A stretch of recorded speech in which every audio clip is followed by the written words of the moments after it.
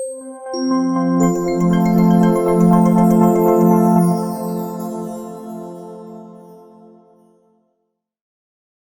get started with the first of our 5-session event, Why Specialty Care Matters in a Value-Based World. Welcome, Juliette Price, Chief Solutions Officer at HSG Global. Good morning, Juliette. Hi there. How are you, Kate? I'm wonderful. I'm going to let you take over the presentation, and I will return to the stage towards the end with the questions. Perfect. Sounds good. Hi, everybody. Happy to be here with you and happy to spend a little bit of time teeing off what I'm sure is going to be a fantastic conference today by Arista MD.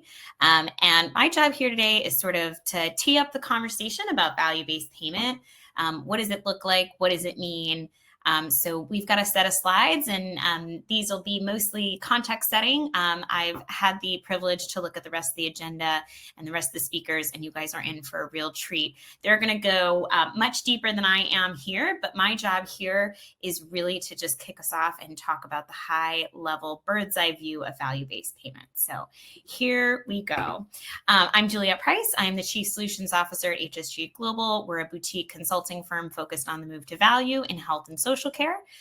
We do this work all across the country and increasingly all across the globe, as the move to value is not just something that's happening in the US. Different people call it different things all around the world, but just know that you are very much in good company, as most of the entire world is trying to figure out how to hit the triple aim. So happy to be here with you today. To kick us off, I think it's always helpful to start at the very top. What is value-based care? Sometimes it can be thought of as perhaps a trend or a fad, something that has come into healthcare lingo, healthcare conferences, and all of a sudden everyone's talking about it and no one's quite sure what it really means. The other interesting thing that we know is that the healthcare industry uses many of these terms interchangeably. There isn't any one source of truth here. It's just that you may hear things being talked about as value-based care in different modalities. So some people call it value-based care. Some people call it alternative payment models or alternative payment methods, APMs for short. Some people will talk specifically about value-based payment. VBP is very common to hear. And then some people will talk about value-based contracting. These are all arguably interchangeable. Some of them talk more about the contracting and payment side of things. Some are more talking about the actual model of care. But holistically, what I just want you to keep in mind is that these are all methods about talking about how do we stop paying fee-for-service, our traditional financial model, and how do we move away from that into something that emphasizes value over volume. And we'll talk a little bit about that today. So why is VBC important? Is it a fad, Juliette? Is it going away? I'm here to tell you it is not going away. It is here to stay. It's here for the long term. But one thing that I think is always really important to talk about is that VBC is a means. It's not an end in and of itself, right? The day that someone says that all healthcare payments are in value-based contracts will not be the end of all ills in healthcare. And so it's really important to think about it as a tool. And more importantly, I think it's important to think about what are our goals that we're trying to reach here. VBC is a tool that can lead to higher rates of effectiveness and efficiency within the healthcare system. We have a robust set of evidence that it leads to lower cost of care, which we'll talk a little bit about today. One of the things I love so much about VBC is that it really puts the patient in focus. It also really hammers home this idea of health equity, that actually everyone doesn't need the same thing. Everybody needs what they need to be at their best level of health. And how do we get there? This is obviously part of a national conversation about health equity, and VBC is one tool of many that we can think about. Lastly, but I think most importantly, it really provides flexibility to innovate. And I'll give you sort of one example today to think about this. But I was actually struck the other day, and this is actually a screen grab of a photo that I took just the other day as I was waking up and reading the headlines. Here in New York State, there was a recent article that highlighted that all the work that we have done to move the Medicaid spending into value-based payments. New York State's a very advanced state. We stand at about 65% of the entire Medicaid budget is in value-based arrangements. And we are starting to see really great results. And in fact, some of the literature is catching up to this. And one such article proclaimed that Medicaid value-based payment reform has been linked to reduced mental health ER visits. If that isn't a win, and if that isn't something we should all be excited about, I don't know what is. So again, it's a tool, but it is getting us closer to some of our lofty goals that we have for our health system. So at its core, what is it? This is not going to be the 404 Harvard class on value-based payment. But if you are new to this space and you kind of leave knowing nothing else, these two little graphics at the bottom are really what I want you to keep in mind. The fee-for-service system that we have today for how we pay for healthcare really emphasizes volume over value. There is maximum financial value when there is volume. And so we know that those are misaligned incentives when it comes to what we want providers and patients to be experiencing. And really this move to value-based payment takes away that incentive away from the volume and moves it towards the value side of this equation. Again, it's an approach to reimbursement.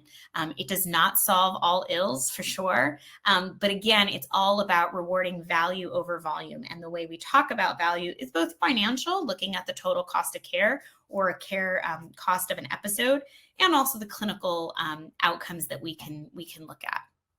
It's definitely an approach that incentivizes providers at the point of care to do what they think is best, what they know in their best clinical judgment should be done for patients, which I think as patients ourselves, we could always say that's very much what we want.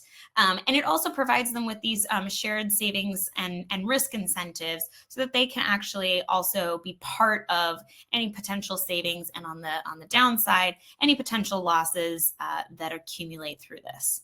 It's also a method to directly tie payment to providers with quality of care and health outcomes. And this is something that, of course, if you've been in the healthcare industry for some time, you know we've been at this for quite a while. We look at our outcomes broadly as a health system, and I think we can all sort of say that we're not completely pleased with them. And so this is, again, another way that we can tie the payment of services directly to quality of care, including some downside risk, which means you potentially do not see those financial upsides if the quality of clinical care is not where we want it to be. At the end of the day, you see VBP as a component, one, not all of it, of delivery system reform efforts. That is both on the state side and on the federal government side, which we will talk about in a minute. But this is partially why you're seeing so much about value-based care, is it's really growing in momentum, both on the state side when we think about Medicaid and on the Medicare side at the federal level. So I wanted to give you 3 quick examples of sort of like, what does this look like? If you're unfamiliar with this, if you're new to the topic, value-based payment in Medicare for our fee-for-service beneficiaries. The most common approach is through ACO, Accountable Care Organization programs. And that's where CMS at the federal level, who's used to paying fee-for-service for these beneficiaries, actually hands over sometimes virtual and sometimes actual capitated payment budgets to ACOs that are in a range of CMMI programs. This includes MSSP, the Medicare Shared Savings Program that's been around for some time now, and also new programs such as ACO REACH, previously known as the Direct Contracting Program. And so essentially what they're doing is they're giving over to these accountable care organizations budgets, and they're telling these groups of physicians to essentially go out and manage the cost and quality of those patients' lives. And when there is upside, there are shared savings that those ACOs and those providers get to share in. And of course, if you're in a downside arrangement, you're also at risk in case that spending and quality of care actually does not hit those benchmarks. In Medicare Advantage, a very, very high, level example here. Medicare Advantage itself is sort of a very basic level of value-based payment, where a capitation is paid to Medicare Advantage plans, and you see those Medicare Advantage plans trying to manage cost and quality because, of course, any shared savings are theirs to keep. And you see this in their contracting with providers and provider groups, in which they will pay outside of the fee-for-service sort of schedule. They will pay providers for doing certain kinds of activities, such as an annual physical, annual wellness visit, follow-ups after hospital discharge, all these kinds of things that they're out there contracting for with providers and at-risk provider groups. That is all done to manage total cost of care and quality. In Medicaid, as I mentioned, this is a highly fractured market, as you all know. The Medicaid programs across the country are joint partnerships between the federal and state governments. And so states have wide latitude in deciding how they're going to move into value-based payment. I will tell you that it's a mixed landscape. You have highly advanced states such as Texas, California, Tennessee, New York, where large portions of their Medicaid spend are already in value-based payment arrangements, value-based contracts. Some states call them alternative payment models. Depends the state that you're in. And other states are a little slower to figure out how they're going to unroll and unravel the value-based payment methodology in their state. So you could be joining us from any number of states today. And so I encourage you to take a look at how your state Medicaid program is working on this. Oftentimes states will have what we call roadmaps or simply sort of 5-year plans for how they're going to roll out value-based payment through their Medicaid program. Medicaid, of course, I think has been at the top of everyone's mind through the public health emergency and now the redetermination process that is ongoing.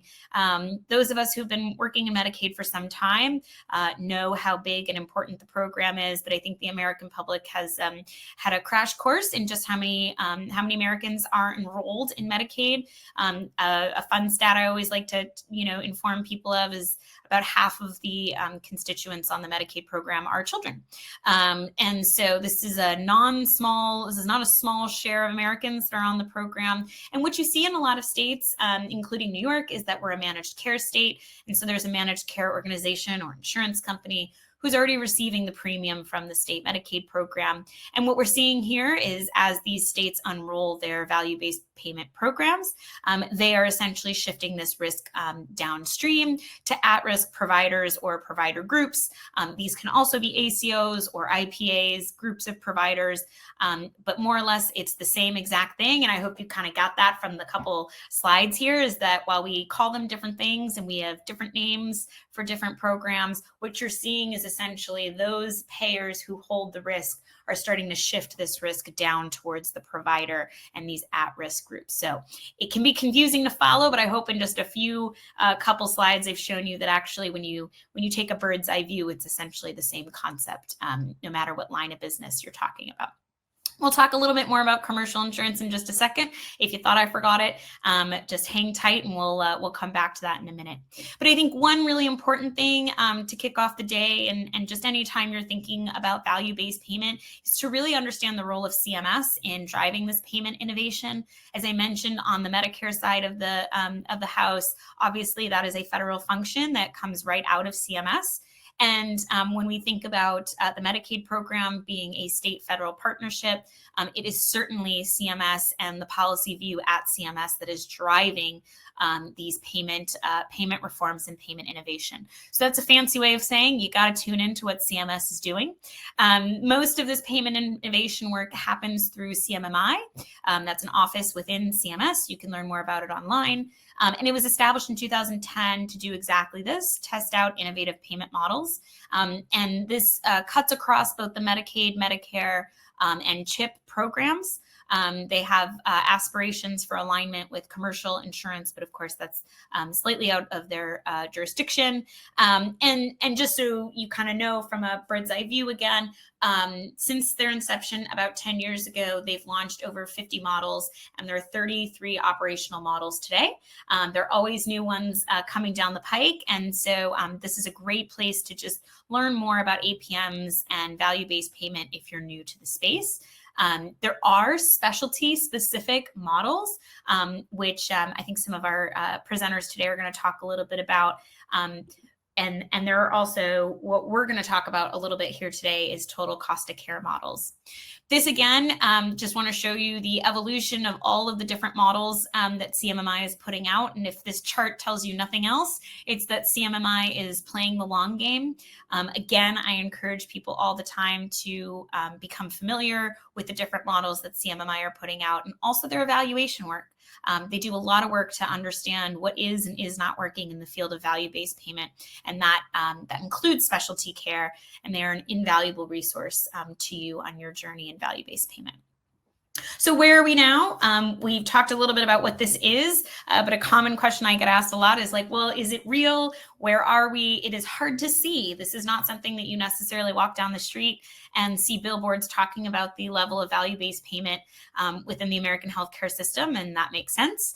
But right now, just about 36%, so just a hair over a third of national reimbursement contracts are now in value-based arrangements, and we're going to take a quick speedy round through some data to show you how that breaks out by line of business. As I mentioned, in New York State, 65% of our managed care spend is in high value arrangements as part of our Medicaid 1115 waiver program. And other states, as I mentioned, Texas, California, Tennessee, Ohio, are very much on our heels or have surpassed this number. So there is certainly a lot of value-based payment activity going on. Interestingly, I think, is when you actually go down to the physician level, about 54% of physicians are involved in at least one accountable organization. That may mean they're involved in one or more contracts that would look like the kinds of contracts I'm describing. But what we're seeing is we're hitting a real tipping point of essentially the physicians in America are involved in these kinds of things. As I mentioned before, there are differences in levels of VBP adoption across the key lines of business. This information comes from the National HLAN organization that sort of summarizes where everybody is across the country. I think it's a helpful snapshot.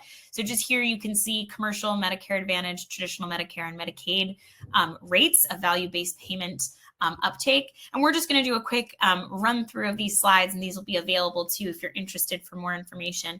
But on the whole, when you look across all lines of business, you see in this category 1, which is fee for service, we're still seeing about 40% of that spend is not in any type of value-based arrangement. Category 2 hangs out at just a hair under 20%. This is where you're still paying fee for service, but there's some link to quality and value. That could be an incentive payment, that could be a withhold, that could be small, just small sort of stepping stones to value-based payment. But what's most interesting to us here is that category 3 and category 4, you see category 3 is broken out into A and B. A essentially just means that there's no downside risk in these contracts.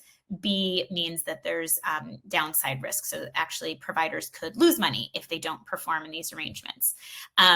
What this graph is showing you is that for payments that include downside risk, you're starting to see about 20% of the overall spend is in these advanced value-based arrangements. As I said, we're just going to take a quick scroll through, but as I mentioned earlier, we'll come back to commercial. Commercial is actually one of our laggard business lines in value-based care. This is a highly fractured market, and so you actually see that there's over 50% of the commercial spend that is not in any form of value-based. It's still in fee-for-service traditionally, and then you can see this pretty low number of 12.7% when you look into category 3B. That's mostly where the VBP activity is. But good news, Medicare Advantage is showing lots of upward mobility here in value-based arrangements. You can see that category 4 has that over 25% is already into population-based payments. So this is pretty aggressive. We have seen this movement be upwards over time. And so we certainly don't think that things are going to go backwards for the Medicare Advantage folks. Traditional Medicare has also seen huge uptake in value-based arrangements. At this point, there's only about 14.9% that's left in fee-for-service. You can see here there's 24% in up and downside arrangements. There's still a lot, as you can tell, that 44% that's hanging out in fee-for-service with some links to quality and value, but not quite yet in risk-taking arrangements. Medicaid, as I mentioned, highly fractured market. So when you look at it in the aggregate, you're still seeing about half of it in fee-for-service and the other half in aggressive value-based payment arrangements. So all of that to say, that is where we are in terms of value-based payment. That is the ecosystem with which you all are thinking about specialty care in.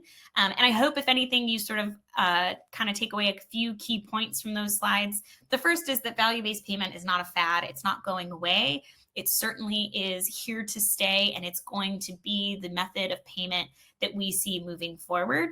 So if you have been worried about that, or just concerned that you didn't want to spend your time worried about something that was possibly going to be put on a back shelf, you have nothing to fear.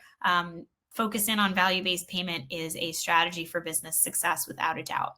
On the flip side, there are some people sometimes that ask me, I think all I hear about is value-based payments. I don't actually think that there's any upward momentum here. Everybody's already in a value-based arrangement. Everybody's already taking on risk. I hope these slides show you that there's actually still a lot of room to grow. And so if you're not yet in value-based arrangements, there is plenty of time and plenty of room to get yourselves into that.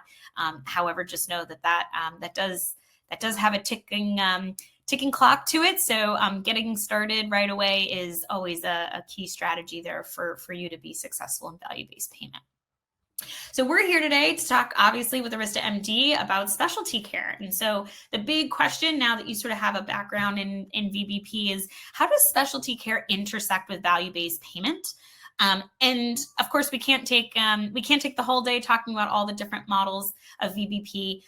But one of the things I really wanted to talk a little bit about today is that we see this total cost of care model continuing to grow momentum, right? And so, of course, there are bundled payments and there are episodic payments that exist. But what we're seeing across a lot of these Medicare and Medicaid spaces is that this total cost of care model is increasingly popular, and we see a lot, especially early at-risk providers, they get themselves into total cost of care arrangements. If you're not familiar with the total cost of care arrangements, this model assigns a certain group of patients to an attributed, typically a primary care provider network. Can also be a specialty network if you're in a smaller bundled program, but essentially says these group of patients are attributed to these doctors, and so therefore these at-risk doctors are going to be responsible for the total cost of care during a set performance period. Now, that does not mean the total cost of care that provider is billing for. That means the total cost of care of that patient's care inside of that provider's walls, outside of that provider's walls, things that provider has no idea is going on. Those all reconcile at the end of a performance period. And so it's really putting the pressure on primary care providers to understand not just what's happening in their own four walls and how they're interacting with their patients, but what happens when that patient leaves their four walls. We all know that patients obviously have freedom of choice. And so what are they doing when they're not in our clinics or offices really suddenly matters.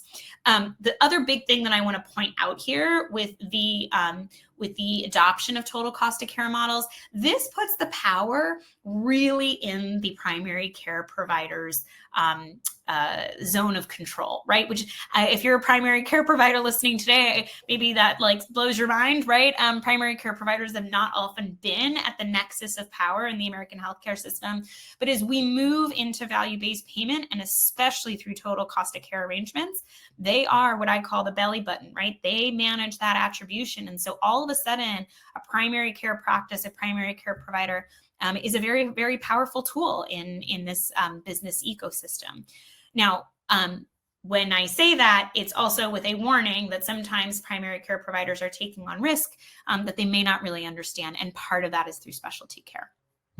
And so I kind of doctored up a quick example, but just to kind of give you a sense, we're going to just talk about the ACO REACH program, which if you're familiar with the direct contracting program, this is the direct outcrop of DCE. It was renamed ACO REACH.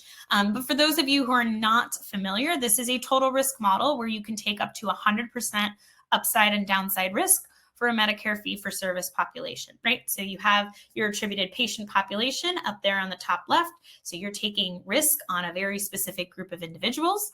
That will help CMS build you a target budget. They call it a benchmark. It essentially just says, okay, for this attributed population, here's how much we think they should cost given some historic and other indicators. And then we also are going to look at some clinical quality outcomes for this program. And so being in this program or any similar risk arrangement, you are taking risk on that patient population against that target budget.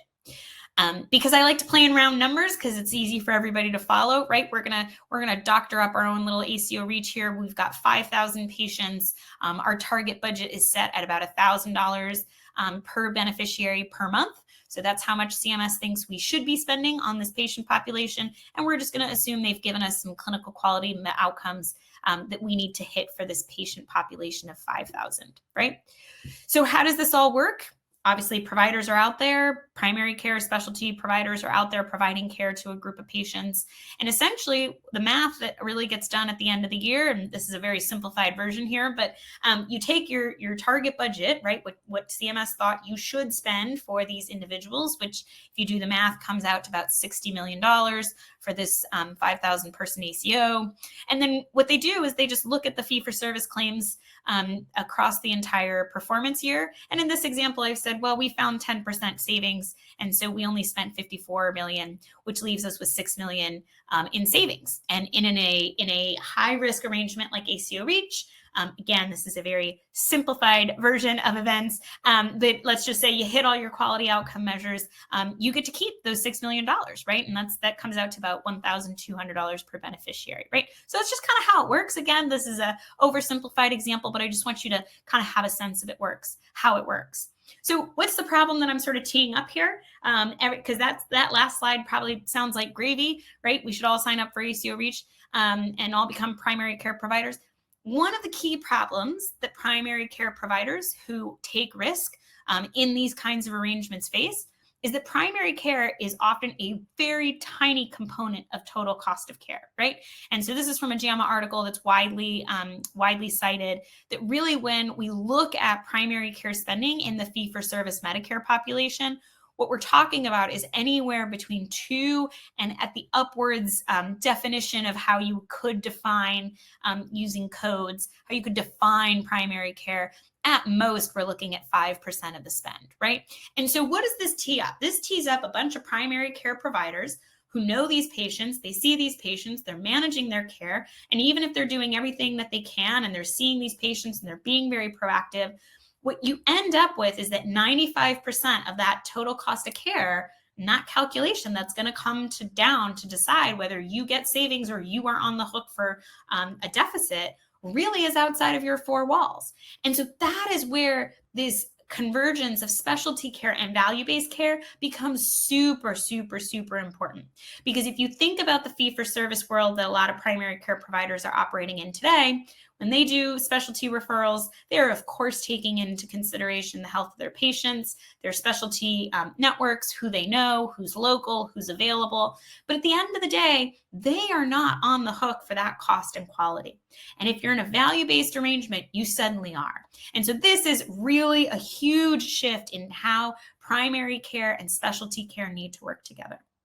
At the end of the day, we know that specialty care drives cost, both on the volume side, just how much of it is consumed, especially when we think about Medicare beneficiaries particularly, and on the price side of things, on the cost side of things. And so if primary care providers who are in risk arrangements don't understand how to partner and how to manage that specialty care, they're going to be starting to look at deficits because they aren't paying attention. They don't have information about how it works, and they don't have necessarily really good relationships.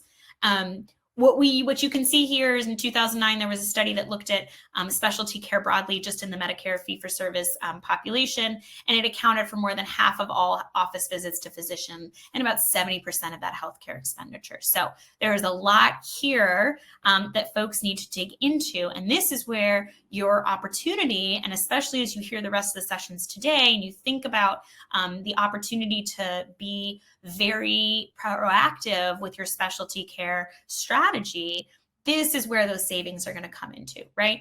The other considerations I just want to, put out there, the goal is not to avoid or delay specialty care. In fact, I think we all know that it's sometimes the delay of specialty care that can lead to situations being more aggravated than they needed to be, patients having worse health conditions and outcomes than they needed to be. That's the goal is not here to avoid or delay or, delete completely the use of specialty care. It's all about the right care at the right time and what's needed. And if you're a primary care provider taking on risk, it's also about, or I should say, if you're a payer, it's all about understanding your specialty referral networks, who's referring to whom, but also going a layer deeper than that and really starting to understand who are your high value specialty providers. When I say high value, I'm thinking around two axes, right? I'm thinking clinical outcomes, right? So if I refer my patients to a cardiologist, I want to understand what are those outcomes that he's getting with my patient, he or she is getting with my patients. How are my patients doing after they're seeing that cardiologist? And how can you access some third-party data that would allow you to start seeing that, right? Because you, of course, want to be helping patients make the best specialty care decisions that they possibly can. And part of that is you as the primary care provider understanding that, that quality care. On the second axis, we have cost, right? A knee replacement is not a knee replacement is not a knee replacement. And so how do we understand what are the varying costs of providers? How do we understand those variations in cost? And then also, how do we understand cost and quality together? And this is really the big question for specialty care in value-based arrangements. The other thing that I think we have to really address is that many Americans don't have access to specialty care. Either they live in places where those providers don't necessarily exist, or maybe there aren't enough of them. Again, this timeliness and access issue, and this is what's the promise here so much of the of solutions like Arista MD, where you can actually get into contact with the specialist that you need during the time that you need them. Again, it's not about avoiding or delaying. It's about the right care at the right time. And sometimes part of that is just your local ecosystem not being as robust as you may need it to be, as your patients may need it to be. There's obviously advancements in technology and virtual visits. Obviously, we live in a post-COVID telehealth world. And so obviously patients are much more comfortable using these tools than they ever were before. And I think this is another great consideration around specialty care. Also, advancements in technology, in imaging, in digital uploads, all of those little questions that we sometimes all have for the dermatologist. As someone who is covered in freckles, I can tell you, I have a lot of questions.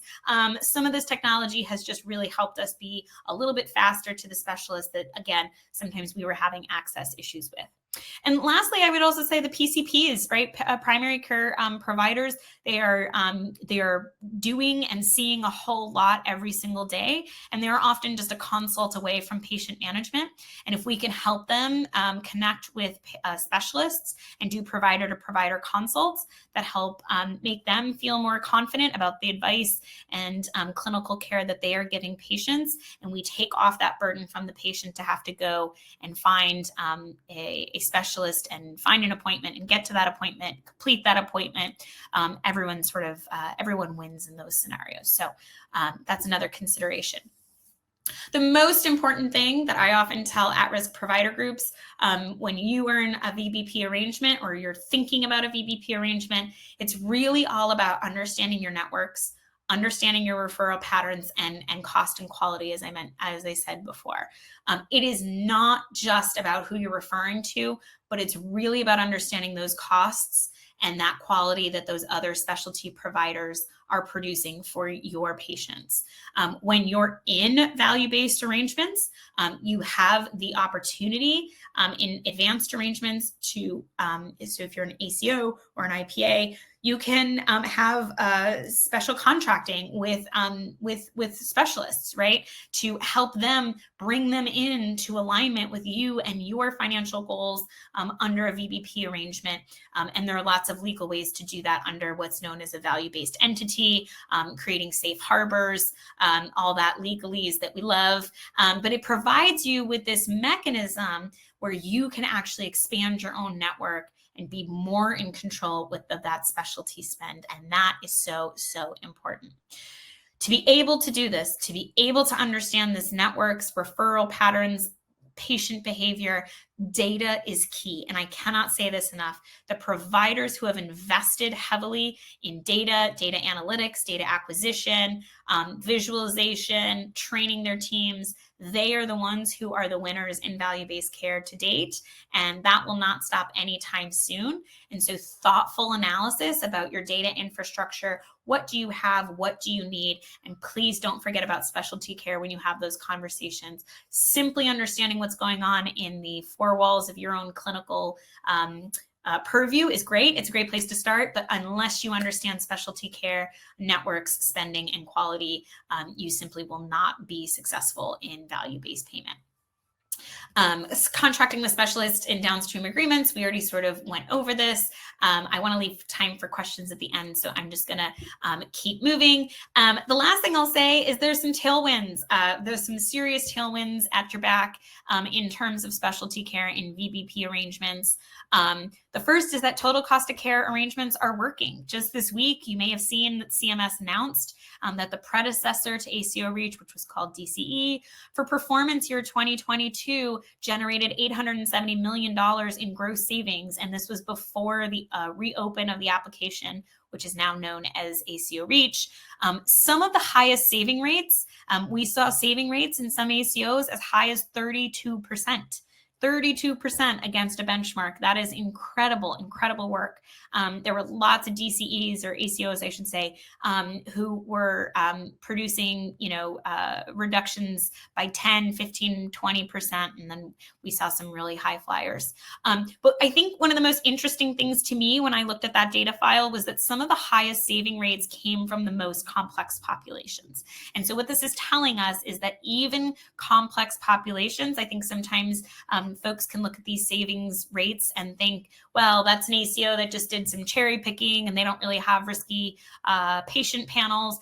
These are some of the most risky patient panels you could possibly put together, where specialty costs are high, utilization of specialty costs, specialty providers are high, just given clinical diagnoses. And so this to me is just another tailwind to say, we are going to continue to see positive momentum in this space. And so know that it is possible. And those results are public. So feel free to dig into the fun spreadsheet. The next point I would just make is that the newest models from CMMI have a really heavy focus on the integration between primary and specialty care. I'm mostly talking about ACO REACH and the new Making Care Primary model that was just released earlier this year. Making Care Primary model even introduces a new code for e-consults, physician-to-physician consults that will be with a special rate. That consult code and rate will only be available to those who are participating in the Making Care Primary program. But to me, it's less about the code and the rate. It's more about what CMMI is trying to get at. And when you read that program, you can see very, very clearly that they are looking for the integration of primary and specialty care. So that helps us read the policy tea leaves, and I would expect to see more of that and any other models that are coming out of CMMI.